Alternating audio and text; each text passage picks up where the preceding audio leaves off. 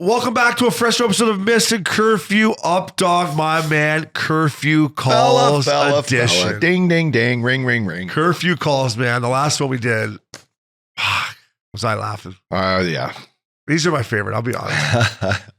Well, you never know where they're going to go. I just love the fan interaction. The avenue is just endless. Yeah. To the fans, we've kind of stopped doing them. We may continue doing them here and there on our podcast, but there's just so much content right now with the NHL season humming the way it's humming. We may still trickle some in, but keep the calls coming. Our boy Maxie said he's got like 30, 35, 40 calls in the bank. We're going to continue to record these, me and you. They're going to come out throughout the whole offseason. The offseason is going to be Curfew Call City. It's going to be great content. The last one we recorded, Uppy, fuck, I was dying. Dying. So what do we got? We got a couple write-ins today. We got a couple call-ins. How big of beauties are these guys going to be? I can't wait. But Maxie, send us the first one here. Curfew calls. Love it. Fellas, this is Thomas from New Hampshire, but originally a Buffalonian. I want a little bit of a rant here. Tage Thompson, 4 goals, first period. Left that game, 5 in the net, 1 assist. Buffalo Sabres, you sign him for 7 years, 50 big ones. 7 years, 50 big ones. Yet, you can't fucking buy a goddamn jersey shirt of his online. You can still fucking buy an Eichel shirt, but you can't buy a goddamn Tage Thompson, almost point leader in the NHL fucking jersey shirt. Can we get a little bit of a rip on the Buffalo Sabres, please? Enjoy the day. Thank you very much. And fuck Buffalo Sabres management. Just bringing Lupul for this. He was good at ripping the Buffalo Sabres, wasn't he? He loved ripping Buffalo. Yeah, he got shit the one time on social media. It was great. So what? This guy's saying that if I go to the Buffalo Sabres website, right here. Okay, here we go. I go to the shop. This is what he's saying, right? If I go to the shop, I can't buy a fucking... I'm on it right now. I can't buy a Tage Thompson fucking t-shirt? Is that what he's saying? He said anything. Jersey. Let's see. All right, let's check it out. Shop men's. I think this guy, maybe one of the Buffalo Sabres management, maybe thumped his old lady or something. There's T-shirts, something here we that go. he's just, we get a Pat LaFontaine. There's a Tage Thompson fucking all-star shirt right here on page 1, here. Thomas. You Tage fucking Thompson, Buffalo Sabres, Fanatics branded Royal Home jersey, breakaway jersey right here. Tage Thompson, number 72. This is a t-shirt, all-star t-shirt, but... My price, $174. It's a little expensive. Now, I'll give him this. Only fits the big boys. There's a triple X, a 4X, and a 5XL. 5X? There's a 5Xer here. There's nobody, 5X. Only in Buffalo. 5X. Hey, only the guys in Buffalo are getting a 5XL. 5X? Yes. It's like a fucking poncho. Or put it on the goddamn Buffalo. You could use that as a tarp for the fucking Bills field when you're done with it. I will say, Thomas, there is an Eichel jersey on here. Reduced price. It went from $31.99. Now you get it for $9 if you want. $9. $9. Eichel Buffalo jersey. There's one here that says ship. You can put any name on it, so I'm sure you could put Tage Thompson on that one. But there's not a lot of numbers. It's all just Buffalo. There's another one you could put any name on there, so I'm sure Tage Thompson can go on that one. Maybe they're just going off the shelves. Like Fanatics, great company. Fanatics is a great company. Now, this website looks pretty good. Not as good as Missin Curfew website, but maybe they're just selling a lot of these jerseys. Yeah, you know what? Fucking bored up in Buffalo. They just need extra, I would more say shirts to wear. Thomas is onto something here too, because I'm on the website still. And there's a Brian Gionta number 12 t-shirt you can get, $27.99, and another Eichel one for $36.99. So they're still selling Ikes. They can't sell your shit, bro. They're still trying to get rid of. But hey, if they want us to rip Buffalo, we'll rip Buffalo. City stinks. It's not perfect. City stinks. Thomas, I hear you're paying, buddy. Allen, I'm pretty sure you can track down a fucking Tage. Yeah, there's got to be a store in Call Thompson. Tage right now. Yeah, I mean, listen, I'm trying to give Buffalo some credit. I'll be honest with you. So I like sorry, watching Thomas. him play. I don't want to rip him too hard, but I will say their website could use a little love here. Probably LaFontaine jersey, $118. You want a Patty LaFontaine jersey? I think it's not just their website though. It's the fucking NHLshop.com. It is. Right? It's on the NHL. Put it on NHL. Gary Bettman. Thanks for the call, Thomas. What do we got next, fella? Fellas, good morning. It's Mossy from Ann Arbor, Michigan, the best Great Lakes area state. Anyway, you guys always talk about teaching the young guys how to be a veteran, how to be a pro. And I think it's an opportunity for you to give us all some advice. So here's the scenario. Your old lady wakes you up in the morning, wakes you up in the middle of the night, wants to have a few shifts. So you don't even have time to turn the lights on. So you go at her, give it some good effort. Now it's done. A little post game. Do you go out to the truck and get your favorite tin and cap off the night and risk waking up now that you've gone outside and not being able to get back to sleep and being hurt in the morning? Or do you just skip the post game lipper and roll right back into those warm covers? I've been in this conundrum myself and need some advice from the veteran squad. So keep it up, fellas. I feel like I'm in the locker room every time I drive to work. So, but boys, you got to get over just to the Great Lakes area. So, see ya. Beauty. Mossy. Beauty. Thanks for that compliment. Locker room feel. That's what we're going for here, Missin Curfew. That makes me feel good. I appreciate that compliment. Ann Arbor, didn't you have a rookie party there? I did. I ran at a college bar. It was hilarious. Fuck. I had a rookie party in Boulder too. It was a great little area, great campus. Yeah, cool little town. Is it cool? Jim Abbott fucking built that town. Jim Abbott. Flint, Michigan, went to Michigan. You're right. Right? Flint. But anyway, good town. Listen, is Chew that good? Is going in for a lipper like that? Yeah, the Cannadips. If I left the Cannadips in the truck and I wanted to go out and get one, Cannadips are one thing. I probably got Cannadips all over my house. You come over, just grab a lip boomer. They're fucking everywhere. But after you're done, you just want to roll over, don't you? So what he's saying is it's like having a smoke after you bang, right? Like a lot of people like they're fucking, you bang a girl where she's sitting there having a dirt. You're like, gave her a good run. Hey, you're like, boy, always good job there. Is that cigarette just as good as now it's e-cigarettes, right? Yeah. You got girls smoking e-cigs after true. you. Yeah, right? Like smoking an e-cig in your bed. But this guy's just, our boy, he's just a beauty. Mossy. He wants a tin. He wants a tin. Listen, I would say this. Shortcut. I dated a girl that hated chew. So you would have to, sneak out there. What he's saying is if his old lady ever found out that he would have sex with her and then dare go throw a lipper in, I'm sure she hates chew. I'm sure she's all over him to quit chew. I'm sure she just drives him fucking crazy about chew, right? Like from my personal experience.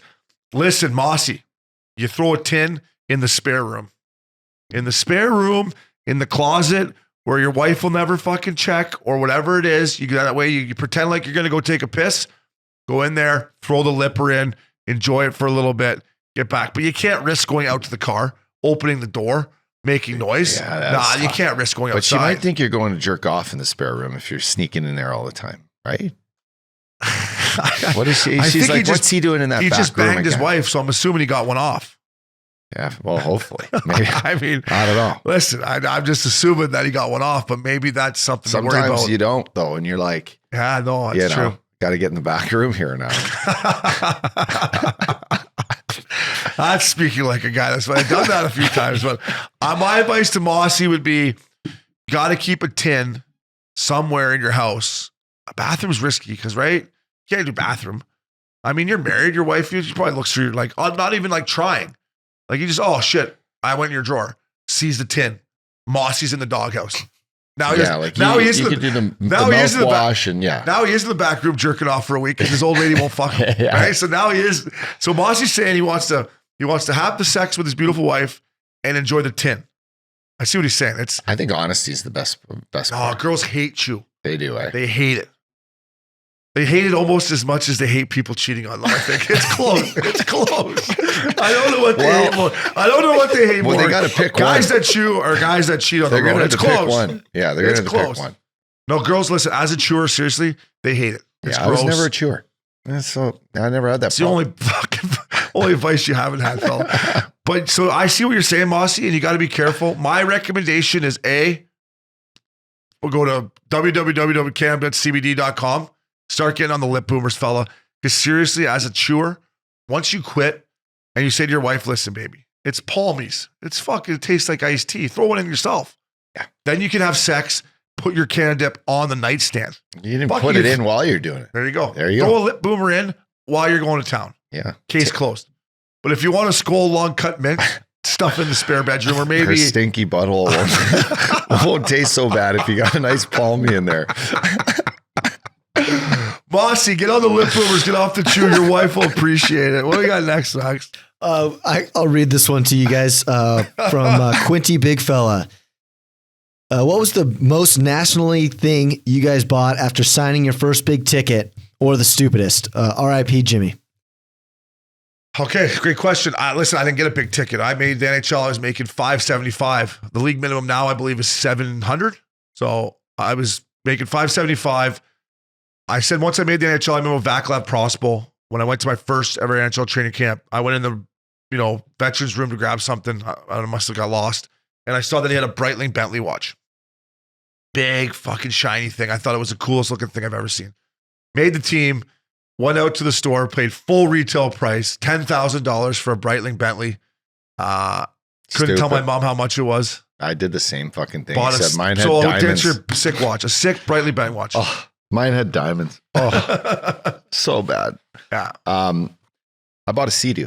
I used to drive. That's fun. Kenny Powers. I used to drive. Kenny Powers. I used to fucking tow the Sea-Doo. Listen, I Powers. used to tow the Sea-Doo around my Denali, and I used to drive it in the river in fucking Edmonton, Alberta. It was as fucking ghetto as you could possibly do it, but it was a sick Sea-Doo. Bought off my dad's buddy, and I drove this thing. I trailered it behind my One time I even brought out to Sylvan Lake to Lupul's cabin, and I parked it. I kept it on the water the one night, and the waves started coming in, and it just shredded the whole front end. Yeah. Like when I went out in the morning, the thing was almost sunk, and I'm like, fuck, just take it. I think I untied it and let it just go out in the middle of the water. I was like, fuck it. You got to tie her off in the front. You got to tie it off. I had her by the front end and the rear, tied it up, and it just started crushing into the shore. It was, I didn't know like the tide would kind of, change, and then the fucking waves, and it was, waking up hung cheese when you're 21. So the house, seeing the front end of your Sea-Doo just gone. There was some rocking going on in the house and in the dock that night. Eh? There was.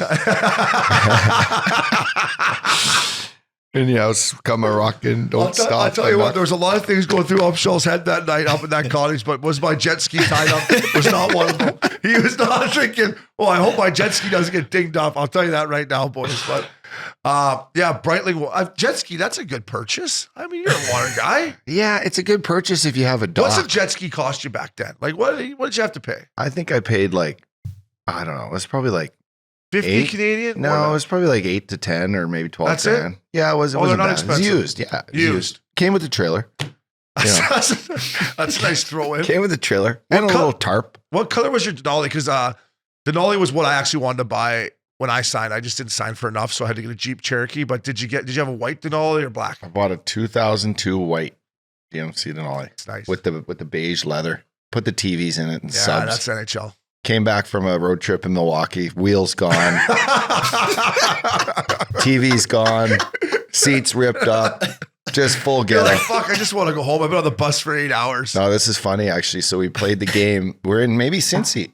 And Claude Noel, my coach, calls me up after the game. I go to the front of the bus. I'm like, fuck, I'm traded.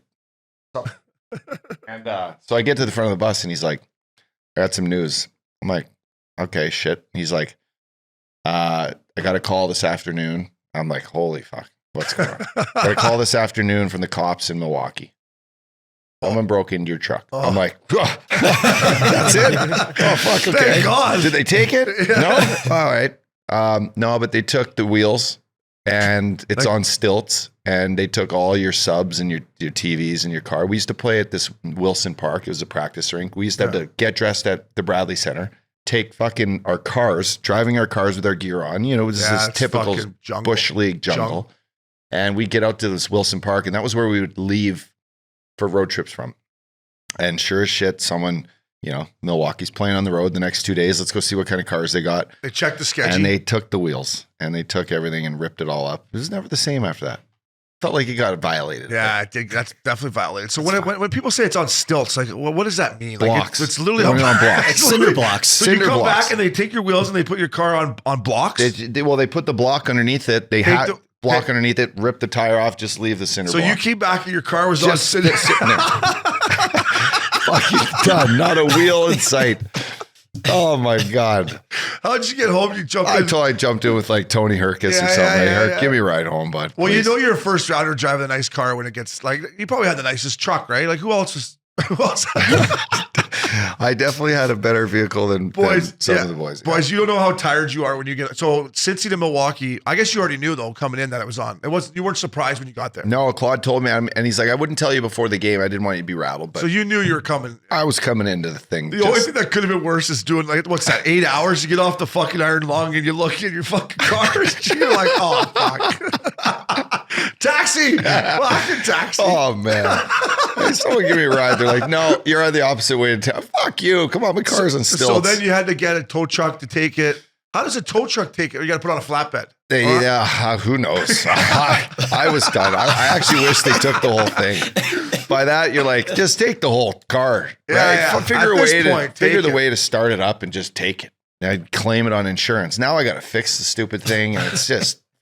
So same thing. Not that's a great fucking story. So I'm in Vancouver, and I'm going for dinner at the Italian Kitchen. I don't know if you ever had dinner there. It's like off of Granville. But anyways, and I parked in the underground park and I had my Escalade truck at the time. And I come out and I'm walking back down the underground park and I'm looking at my back driver's side window and I'm like, fuck, did I leave that window down? No, fucking smashed it all out. And I had fuck all in there. I had maybe a couple tins of Skull Mint, thanks for our boy Mossy. But I had to fucking the next day take it in. Like you should never Paperwork. fuck with a man's vehicle, I guess is what I'm No, I know. I'd rather you fuck my wife than fucking lock up my car. I agree. It's violation at its finest. I mean, it's such a headache that you have to you're like, don't fuck with Just my take car. the whole thing. Yeah. Right? I don't even want to see it again if it's gone. So what'd you do? Fix it all up and drove It took months to fix they ripped the subs out and ripped the seats. Like when they were ripping Jesus. I had the Vultures. 210s with the built-in box and the TVs and the headrest, and they ripped the thing off the roof. So I had the TV rest and I had a 20-incher that came down from the ceiling. How much did you jerk off in this car? I don't know. It's quite a bit. Was this a pimp my ride with the exhibit? This was in 2002. I did it all aftermarket. Like it was like, the thing that you did if you had a little extra cash. Yeah, on Did it have a So- fish tank and a hot tub in it too? No, but I had a fish tank in my place in Milwaukee. I had a sick fish tank. We Too. had a I had a fish- lobster in there. we had Larry we had- the lobster. We had 2 piranhas, me and Joel Stepp, 2 piranhas. Came back one road trip. Those Fingers fuckers, loose in it. those fuckers were tits up. I had a blue lobster that lived in my tank. He was sick. Yeah. We had 2 piranhas that didn't make it. Came back one road trip. They were tits up. They Literally. looked on there. They're Too all much like- JMO. I came out I fed the fish. I'm like, hey, Barrel, fuck, I think the boys are done here. He's like, just give it a little rattle. I'm like, no, they're tits up. Buddy. This Yeah. might be getting a little too deep, but do those lobsters come from Lake Michigan, or like did you guys have No, these it was things a flown little. out? It was from, a little lobster that I Oh. bought at the fish store. Okay. You put him in with the fish. He was at the bottom. He didn't really do much. What'd you call him? Larry the lobster. Oh shit. Yeah, he was sick. He used to shed too. He'd shed his shell. He used to shed his shell, and he'd fucking be hanging in there a new shell. So what was in there with him? A couple other fishes? And did you Yeah, I have, had some exotics in there. like what's an exotic? I don't know, but they were fucking colorful and fun. The guy at the fish Oh, store like, said they were bright exotic. fish. Yeah, like nice Yeah, looking yeah, fish. yeah. Fucking big tank too. That was a waste of money too. That thing Us was too. fucking. We thought we'd buy 2 piranhas and we thought they'd like fight each other, right? We put them Yeah. in there and there's nothing. Then we would go to feed them and be like we'd get baked and be like, all right, let's feed the piranhas. Yeah. And like we put the goldfish in and we'd wait there, nothing, right? Go play a video game. 20 minutes later, look over, fucking goldfish gone. Gone. Would Yeah. never eat in front of us. So then I think we stopped feeding it. It's like, He couldn't handle the pressure. I'm like, yeah, right? Yeah. It's like He's that movie Road Trip when he's trying to feed the fucking Yeah. snake. Come on, Come Jake. on, Mitch. Come on, Mitch. Mitch. Come on, Mitch. Oh, Larry the Lobster, Yeah. Updogg's Denali. What question was that? What a great question. It was, yeah, what stupid shit did you buy in Yeah, National League? lots. It's dumb. Lots and lots of lap dances. You could throw lap dances on there too for stupid shit. that Not we- enough. Fuck. What do we got, Maxie? All right, here's one from Dan Anas. I think it's Anas, A-N-A-S. Nasi. Mid-season slumps in Scottsdale shellackings. Mid-season is among us, and clubs are beginning to feel the wear and tear factor from the first 41. My question to you boys is, did you have a go-to process method of staving off the mid-season blues? Maybe eagerly awaiting a game against the Yotes to give your go-to Scottsdale Shlukia. Shalaka. It's called Shalaka. Ask your rusky boys what Ruskies, the what that Russians, means. yeah. A late It's night. okay, you're butchering this. But it's totally butchering this. Here, Updogg, you take over. you're almost done. You're almost done. A late night call up for a shellacking of a lifetime or maybe a solid round at the local track. What's your mid-season distressor / rejuvenator? Hopefully catch you boys down at the pen. Cheers, Dano. So Uppy, what's is that a bar? A shellacking. No. A shellacking, yeah. No, but what about this one here? Go to Scottsdale's. I go to Scottsdale Shellacka. Shellacka. Like, what the fuck is that? It's like he That's says like he says shellacking down here, but shellacka, what is that? He said, Like, ask go your to Rusky boys what that means. Shalluka. It's a Russian. he said, ask the shellacka. Rusky boys what that means. Is there a Russian bar in Scottsdale called that? You wouldn't know, would you? Oh, I bet you it's a Russian Yeah. whorehouse. Yeah. Russian bath. Yeah. Yeah. That's what that. That's exactly what that is. But are they in Scottsdale? Is that what this guy's talking about? I don't know what this beauty's Something saying. to get you out of your mid-season blues. Yeah, what which he's is like asking. it's a slump buster. I had plenty of slump busters. Yeah, plenty of slump whether busters. you were going good or not, you had one. But yeah, you look at the schedule, you know it. You talk about it with the teammates. You line up the dinners, and you know that it's either going to be a rock and roll and Thursday night with nothing to do Friday in Scottsdale shellacking. I don't know. He goes, fuck, I'd rather go. I don't know about these Russian bathhouses. Yeah, I might have to look into these actually. There was a lot of places downtown Old Town that you could just go to and get your fix. Yeah. Shluka is a Russian whore. It is? Did you just Google that? Yeah. It's a Russian whore. Okay. So these are, I don't know. What is this? Scottsdale Russian? There's a lot of Russians in Scottsdale. Sounds like Backpage or something. He's on Googling Russian. Hey, Dano, you sick bastard. Jesus. Yeah, I would say, we just went past the All-Star game, right? It was in February. We're recording this at the end of February. The All-Star break was huge for me. But when you, after you got past New Year's and into January, I'm ready for All-Star break. I was just ready for it. Because Christmas isn't long enough. And you're just like, fuck, I needed 3 or 4 days to get going. And then now. Even depends where you're playing, though. I'm sorry to cut you off. But if you're playing in Canada, you look towards your All-Star break and everything, and also any trip down south where it's not minus 40, you're like, fucking A. Big time.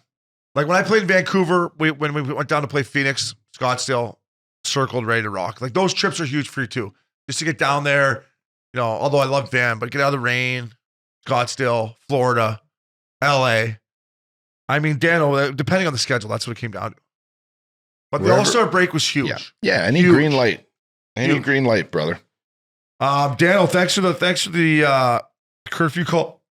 I mean, we might have to text this guy and see what he's talking about in Scottsdale. So. Yeah. I was just there for the waste management. But Maxie, what do we got, fella? We got a couple calls here looking for some stories about coaches. What's up, boys? It's Mark. Big fan of the pod. I'm a Southern Cal guy by way of actually Boston College. I was a freshman, I think, when Matt Gull was a senior. It's fun to hear all the guys you talk about. I was friends with the younger guys on the team who, for sure, you guys played against in the league. Some of them, I don't know if you played with any of the BC guys that I was friends with. But anyway, long story short, I'm a tennis coach. As you know, sometimes coaches, we break curfew as well. I have a lot of memorable nights on tour, but one in particular I'm thinking about a few years ago in Charleston. This is part of the clay tournament, the clay lead up to the French Open. Long night. I had dinner with a friend who I had been trying to go out to dinner with for quite a while. You guys know how that goes. Dinner, a few drinks, some wine. I walked her back to her hotel. By the time I got back to where I was staying, which was the parents' house of the player that I coach, who they live near the venue, I was told, I told them I was going to go out to dinner, blah, blah, blah. They're okay, we'll leave the front door open. Boys, I got home, the front door was locked. You know how that goes. This is 1:30 in the morning. And I'm like, oh my God, I cannot wake the people up who live here. It's our parents' house. I was thinking about walking to the nearest hotel. I look online. There's no rooms open. I check on Instagram real fast. The player I coach, it says she was active 10 minutes ago. Boys, I sent that text. She came downstairs, opened the front door, didn't even look at my face. The next day, boys, I was in one. I want to know, did you ever catch your coaches breaking curfew? And did you see them at practice the next day where they looked terrible? Love the podcast, boys. So wait a second. So he was the coach. Yeah. He was. So he went out for dinner with a girl. Yeah. Went home. Yeah. Played the wood tour. Or couldn't get in. I lost the train of thought there. Went to the girl's house. They both couldn't get in. No. He did he went to some girl's house with her after dinner, did it, went to the house he was staying at, which was the parents' house of one of his athletes. Tennis players. Gotcha. Tough bounce. Tough bounce. Leave the kid on the mat. Kind of a, I get the story, but, as far as I think you can handle worse situations. So it sounds like you actually made it home. That's one. That would suck. Two would be like staying up all night and then trying to make it at practice. Like I've seen worse. Well, I used to lock myself at a Lupo's place on 600 and a hook. And I'd have to, you get the ladder from the ground. I got a great story. Getting locked out sucks, especially when you're coming home and you're drunk or you're tired. Like you don't want that feeling of when you're like, oh my God. So I have this great story. I'm in Kelowna, and this is one of my first years I ever moved there. I lived with Fiddler for, I was probably 20 years old, and I went in for like 3 weeks, work out with Fids, and I hadn't yet bought a house there. And so I'm staying with him and Chrissy. They had no kids yet. They had a cool little house up on top of a fucking mountain. So I'm out one night with this girl, and we go to these parties, and then I go similar to this guy, our boy Dano, right? Yeah, Mark. I walk her home. Oh, is that Mark? Okay, That was Mark. I walk her home, and I'm like, okay, now I got to get a cab. This is in 2003. No Ubers back then. No fucking Ubers. No nothing. Now it's 3 a.m. I'm completely shit-faced. So I'm like, I got to steal a bike. So I'm now in this neighborhood, and I'm looking around, and I'm looking in backyards, and I find a bike, and on my cell phone at the time, I write down the address, but I take this bike, and there's fucking front tires flat, of course. And I ride this thing fucking 4 miles up the fucking mountain to Fids' house. Oh, you going up? I went all the way up shit. from the lake all the way up. Anyone living in Kelowna knows what I'm talking about, from Mission all the way up to where Upper Mission is. And I get up there, and the sun's coming out, and it's 5:30 in the morning. Oh. And I get up to the house, and I'm locked out. And I'm like, fuck. I got this bike here with the flat tire. I'm in full on clothes. I'm looking around, and I can't fucking get in. So I literally just lay on the front doorstep. I lay on the front doorstep, and it's hot. I just remember the sun like beating down on me, but I was just like, oh God, help me. And I lay on the front doorstep, and in the morning, Fids and Chrissy wake up, and it was Fids that originally came out and seen me, but I'm like just passed out right on the doorstep. And they're like, look at this kid, right? So it happened again where they locked me out weeks later, and I was like, okay, now I'm getting in. So I sneak through They locked you out again? Jimmy in a window. Yes. I Jimmy a window, and I come in. I think I I think I played this so like perfectly. And the morning, like Fids wakes up, and of course comes in my room. He's like, what time did you get home? I'm like, I don't fucking know. I came in. Fuck if I know what time. And he's like, you came through the office window, right? I'm like, no. He's like, yeah, you did. I'm like, how do you know? He's like, because there's fucking dirt everywhere. I guess I thought I played it all smooth, and there was mud all over the desk, and there was just, and I'm like, well, fucking stop locking me out. Yeah, he's like, buddy, you can't come home every night at 3 a.m. I'm like, you're like, yeah, I can. well, I'm like, I don't know. Some of these nights just get away from me. Yeah. How old are you at the time of this? 20. Yeah, 21. he's got to expect you. And he offered you to live in his house? Yeah. Yeah, this is on Fids. Buying dinners and cooking. Yeah, so this reminds me of my second year, after my first year pro, Craig Foster I played junior with. His brother, Curtis Foster. Remember Curtis Foster? Yeah, big boy. So Fozzie, me and Craig wanted to live together. Curtis Foster's like, hey, I'm living with my girlfriend, but I have a house in Peterborough. It'll be me and you can split if you want to. I said, listen, fella, I got no problem splitting the house with you. I'm down, but are you sure you want me and Fozzie living upstairs with you and your girlfriend downstairs? Yeah, it'll be fine. I'm like, all right, fella, if you say so.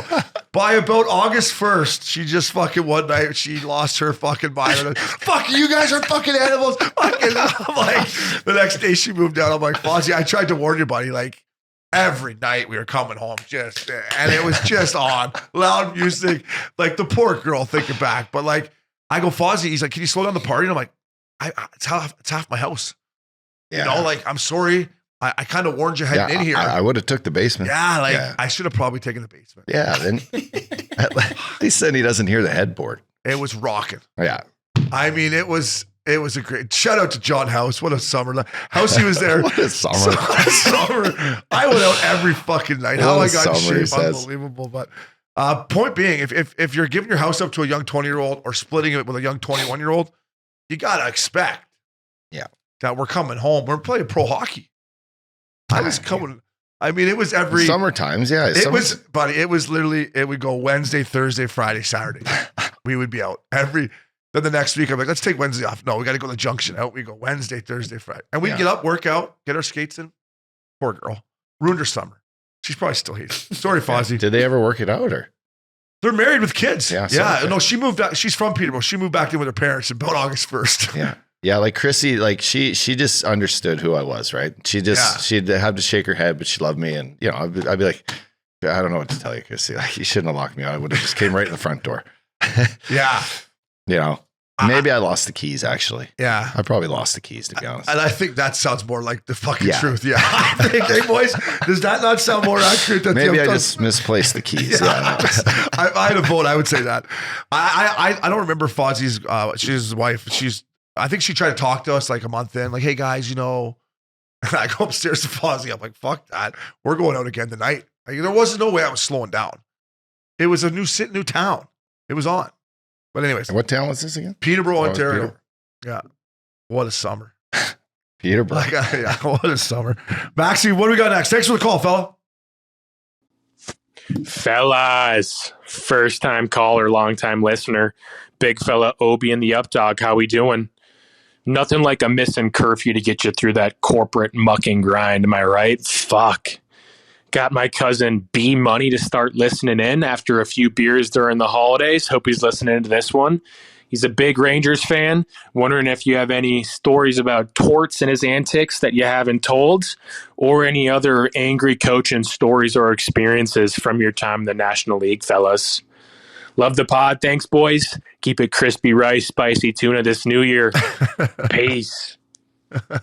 Guys on it. Great call. Torts stories.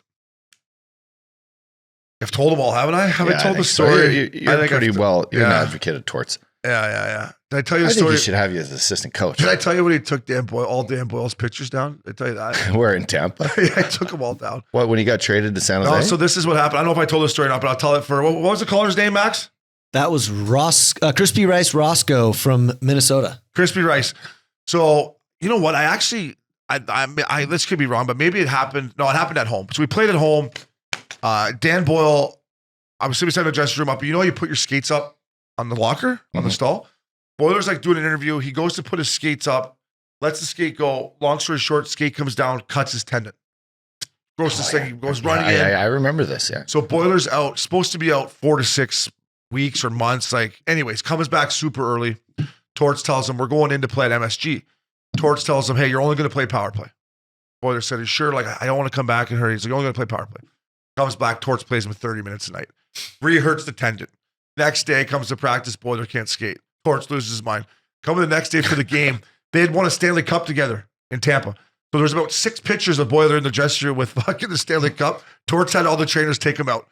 So we come in the dressing room, Boiler's like, where's my picture? Next room, where's my picture? Guys, like, Torts told us to take the pictures out. The trainer's like, sorry, Boiler, wasn't anything I had to do. Boiler marched into his office and had the biggest fuck you match I've ever heard with John Tortorella.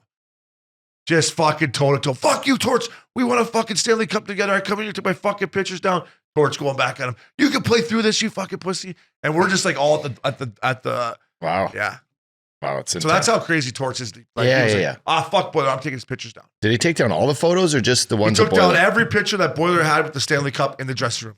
There was like 6 of them. Wow. Yeah, So you know when you walk in the Florida Panthers, Panthers, you don't do that to your Max, guy. you know when we walked in the Florida Panthers room in those hallways, there was pictures of players? Yeah. Picture fucking 3 of them missing and Boiler being like, where the fuck is my picture? Yeah, that's brutal. It was great. So I love Torch though. But he did stuff like that pissed him off. But thank you for the call, fella. We lost our jersey here. Binger, we lost our jersey here. We've got a call here for the Updogg. Good Updogg story. Yes, love it. Fellas, what's happening? It's Greg from out in Saskatchewan. So I got a funny story. Went down a number of years ago. So my older cousin, bunch of her friends, bunch of small town Sask girls, they were heading out to the big city for a weekend of partying. So I asked her when she got back, I was like, oh, how was your trip? Oh, blah, blah, blah. Had a really good time, partied, you know, whatever. She had this one story, I guess they were out at the bar and some dude was trying to get her attention, just throwing ice cubes at her. She thought it was pretty fucked up. I thought it was hilarious. So I asked her, I was like, oh, did it work? Like, you end up talking to the guy? She said, no, I didn't talk to him. I guess he was some hotshot NHL player. And his name was Scottie Upshall. I died laughing when I heard that. I already heard that you're a big beauty. I thought it was pretty par for the course. But I was just wondering, what are some of your go-to pickup moves at the bar? Obviously, the average fella, I'm not a National League or anything. I can't just go around just chucking ice cubes at the broads at the bar or anything. It obviously didn't I work. thought that was awesome. Yeah, what are your moves, boys? I don't want to expose anybody, but what do you got? You know, something for the third line grinders out there in the world. Anyways, thanks, boys. Love the pod. Rest in peace, Jimmy Scoops. Obes, looking sharp. That tan's coming in nice, fella. Anyways, boys, we'll see you later. Great call. Yeah, that was a good call. I'm going to say the ice cubes did work and she did fuck you. I'm just going to say that right now. She just probably changed the story for her friend, right? She's like, yeah, this Scottie Upshall through ice didn't work. Of course it didn't work. Yeah, right. I'm sure you were just probably trying to get her attention. Then you went over and I don't know if I don't think you were whizzing ice at her. No. Hey, heads up. Hey, take your fucking eye out. Hey, David, come over here. Let me buy a cocktail. Let me put some ice on that. Literally, with that black eye you got. Like, well, you were probably like, hey, baby. All right, right? Like, hey, honey, you want a drink? I mean, hey, God, I mean, I don't know. Maybe was ice your move? Was ice your go-to move? I shook the foundation hopefully, of the table here. Hopefully it was the crushed ice, not a big, big scoop, a big rock. I've known you a long time. I mean, I met you when you were probably 25. I've never seen you ever throw ice at anyone. Throw ice, yeah. No. You're probably flicking water, I'm assuming. Huh? You're probably flicking water. No, not even that. I don't think that would work either. You know, if your goal was to try to pick up a chick, that would never be the, let's flick some water at her. Hey, let's fire some ice at her, see if that gets her attention. No, but I think anything to do a little like, if you're trying to, you and your boys are going out, trying to pick up a girl at the bar. Yeah. Usually you want to initiate some sort of, funny or controversial topic that kind of gets, an icebreaker, huh? Yeah, icebreaker. Your personality, pun intended, eh? Your personality across. Whether you're being a little modest because you're getting longer in your years, and I've noticed this about you. I'll take the reins for you. No one's better at setting the tone than the Updogg. No one was better in the world at setting the tone than the Updogg. He comes in, sets the tone, breaks the ice, literally gets the crowd feeling great. As you move on in your career, one thing you realize is real estate. You got to have good real estate, right? Yeah. We were lucky enough in the NHL that we could afford the real estate. You're not paying for the table. You're not paying for the booze. You're paying for that little fucking flow zone of where you can keep it coming. Yeah. And then to me, when we were in our prime ups, what we were great at is dancing. I'll say it.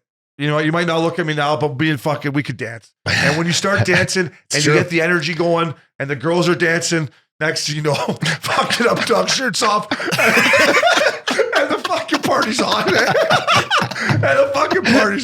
And now maybe we are throwing ice. Now maybe we are throwing fucking ice. But that's to me. Well said. Okay, now it's all coming back. To me, to answer your question, fella, it's all about the fucking dance moves. Set the tone of you dance gotta be moves. able to move for sure. And for me, I was never the greatest at breaking the ice. But when you're playing the NHL, you walk in, they already know. That's why we block shots and fight guys and fucking take hits. But to me, dancing, setting the stage, making everyone feel comfortable, dancing, and it's on. Yeah, and just dust off your credit card. But dancing, remember the dance parties we used to have? Totally. We had great dance parties. I know, I was dancing this weekend. Who wants to talk to anyone? You're out getting fucked up, you want to dance. Like, start dancing. I got nothing to say to you. Let's see what you got. All right, let's see what you got there, man. What do you got there?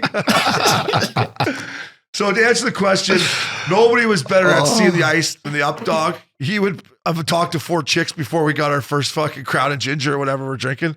But then as we moved on, dancing. Good point. You're okay with me saying that, right? Yeah, of course. Yeah. I remember the stories. He doesn't remember them. But who's next? What we got, Maxie? I'm going to go ahead and take a stab at reading another one here. This is the long one here from Mike McKinnon.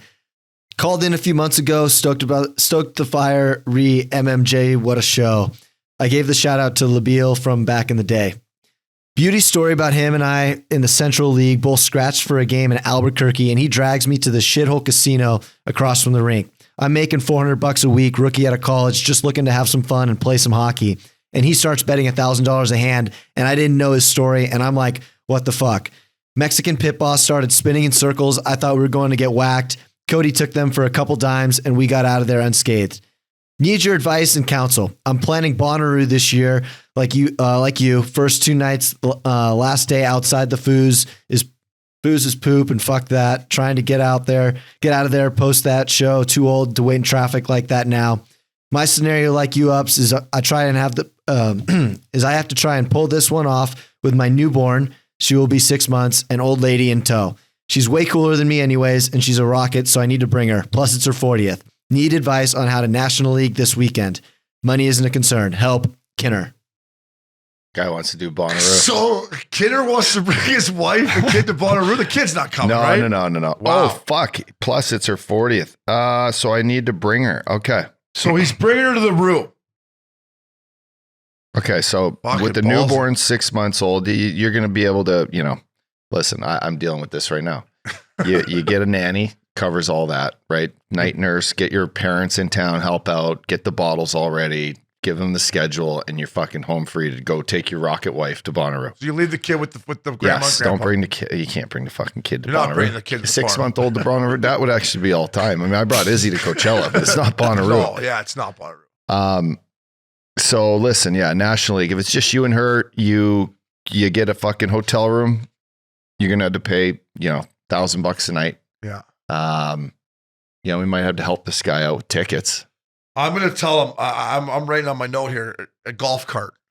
If But you can't just get the golf. Well, cart. you got to find a way to get some kind of transportation in and out of there. Yeah. So I guess the fucking thing Kenner is looking for is us to hook him up with. Yeah, Kenner, listen, with our buddy, guy. we appreciate the call, but you're the way down the depth chart. We're gonna get our own golf cart before we get you one. I'll tell you that, fella, because the big guy ain't coming in and out of there. We need to stay on site. Me and you, we need to stay on site in an RV with air It conditioning. reminds me, I should make this call today. The guy, our There boy is Dan zero Berkowitz. fucking chance you make the call. I'll make the call today. No, I talked to him last 2 weeks ago, and I need a list of guys. How many? One. Yeah. One. Lupul. Me, you, Lupul. I don't know. I mean, you got more friends than me, but I think we get 2 buses and we fill it up. I think we order the 2 buses and then we start filling it up. Yeah. I mean, I don't have that many friends, so I just, as long as you, Lupul, PJ, Mackel, and the Factor's not going to the Stanley Cup. That would be that bus is. I'll set up for that bus. But I mean, you got no. You got a whole different crew. But I just think we're talking Bonnaroo now. And I would just say Kinner passes, right? You got to get the right passes. You got to go where you can get air conditioning. So what we used to do and why we have these epic stories it was a program called Roll Like a Rock Star, and it was exactly that. Yeah. We would pay $40,000. We would get a bus, 40 grand. We'd get a bus. They'd pick us up from the airport, drive us in. Yeah. There would be food, showers, carousel of 24/7 bar, air conditioning, 24/7. Yeah. Bar, 3 meals a day. And then it would be access to every stage with private viewing areas, and basically we get to do whatever we want. We could get as banged up as we want, and we would know where to meet everyone. So we were never lost, and we could go watch every show that we wanted to see. The most epic thing of everything you just said there is we would get 8 passes. Is the golf cart. We would jump on the golf cart in our Roll Like a Rockstar campsite, jump on the golf cart. They drive us right to the fucking stage, walk in, ice cold beer and water right there. Yeah. I would throw them to the people. Until I got in trouble. You can't throw them. Like, this guy, look at this guy's going to go. The guy's going down. You have water, bro. And the guy's eyes are this big. He's like, I'm like, this guy, he's going to go down. Give him water. Then I would just spray him with water. Yeah. But we'd have ice cold beer there. And we'd watch it right from the sound check. Remember how sick that was? Can we not do that anymore?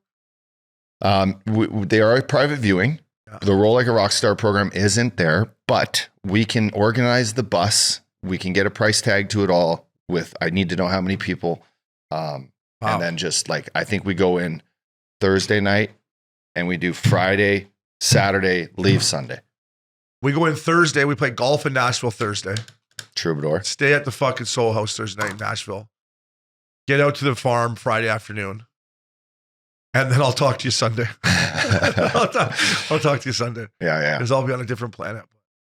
I would like to do it just because my morning jacket's there. But Keener, we kind of got off topic here, Updogg, but That's okay. passes, golf cart somehow, transportation. Because the Roo, if you don't do it right, it's the survival of the fittest. Your girl on her 40th will be choked at you. We don't need you in the doghouse on her 40th and she's got a blister. No, but I mean, there's a possibility he could pull this off with his old lady and have a best time and not have to do it like roll like a rock star, but still get like, VIPs. But it's fuck. If she's used to like life in I don't know where this guy lives, downtown Toronto, or if she's not used to slumming Bonnaroo style, like it's like fucking Burning Man where it could be monsoon rains, it could be mud, it could be stench, right? It's like Bonnaroo. There's some stench. Yeah. I would also say the golf cart is like, I'm being a little bit nationally here. The golf cart's maybe out of, but parking pass and another advice to Keener is a car lined up all weekend.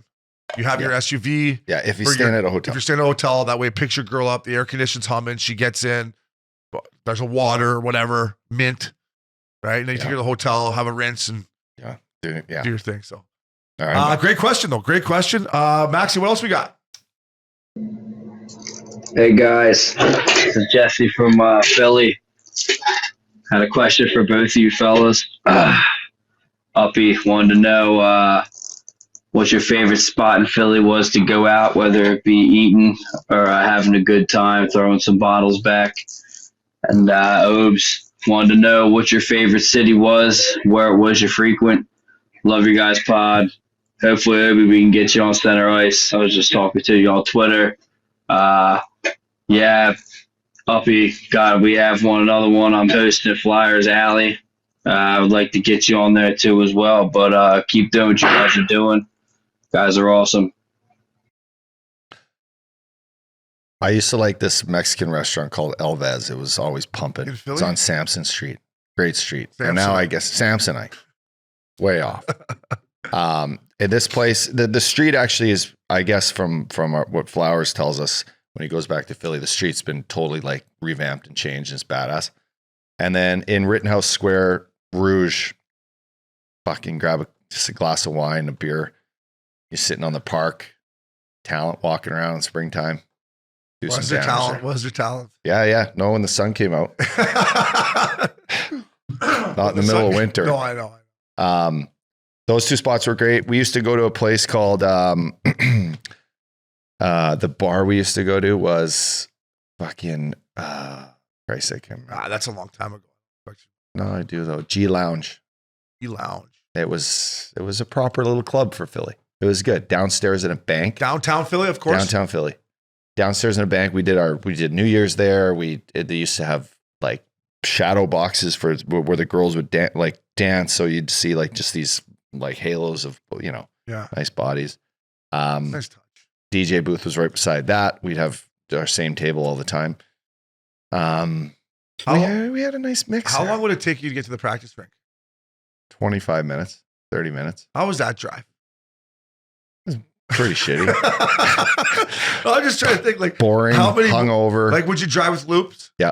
Would you always go drive? Grab coffee, breakfast sandwich, jump in either his car or my car and go? Just you and Loops or Carts? No, it's usually just be me and Loops. Yeah, and then Carts and Richie would drive together. Hartnell would probably drive by himself. So that many guys live downtown? Yeah, it was me, Coburn, Richie, Carter, Hartnell, Jimmy Dowd. Downtown Jimmy Dowd. He used to stay in the back room with the Updogg. So that was the same as me driving the rink with Penner and Pears in Anaheim. Yeah, 25 minutes. Same thing. We were just usually our practice rink was good though. Like you had to drive to Anaheim Ice. How many like what if you had to guess like how many times you had to speed to practice? How many times? Lots. We were lots. Yeah, we were speeding every day. Like to the point where it's like slow down. Lupo ran out of gas on the Ben Franklin Bridge one time. And then our coach fucking, God rest his soul, Jack McElhardy, Jack McElharty drove by us and we're at the jerry can. We're fucking, I'm like, Loops, you dumb fuck. We're in the middle of the bridge. Now we walk to get gas. And then we come back, we're filling this thing up and fucking Jack McElharty pulls over and honks at us. He's like, look at you two fucking idiots. And I'm like, oh God, that does not surprise me. Yeah. So Loops is notorious for running out of gas. Running out of gas. It's crazy. We ran out of gas we were going to San Diego to take the train or something. We're coming back from workout. We ran out of gas. Yeah. You didn't have enough gas to I've get us never home. ran out of gas in my life in a car. I never. Remember when you followed me home from golf?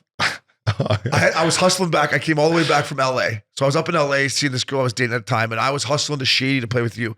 And I didn't have enough time to get gas. I remember at Shady, I'm like, Uppy, you got to follow me to the PCH where you go right and I go left. Follow me to there. You're like, okay, Opes, I got you. So you followed me to there. I went left. You honked and went right. I got to where I couldn't go in the gas station because of the fucking median. So I kept going. As I got to go to the left-hand lane of the PCH, she went. Done. So now I yelled at these guys over there on the side of the road. Give There's me a a red push. light. I go, fellas, I'll give you $20 each to give me a push. And they pushed me through the PCH. And then I think you came back and helped me out. But that was the only time I ran out of gas. But I knew I was going to. I was like fucking Shady Canyon. So far. Yes. Anyways, Updogg, curfew calls, Maxie, Binger, thank you. Keep them coming. I love it, Uppy. Yeah, this is love great. it. What a laugh. Hope the fans like it. Hope you guys like it. We enjoy it. Keep it bringing. Don't take anything we say too serious either, eh? Yeah, that's just fucking good old chatter banter. Yeah, that's a bitter banter. Curfew calls. Fella.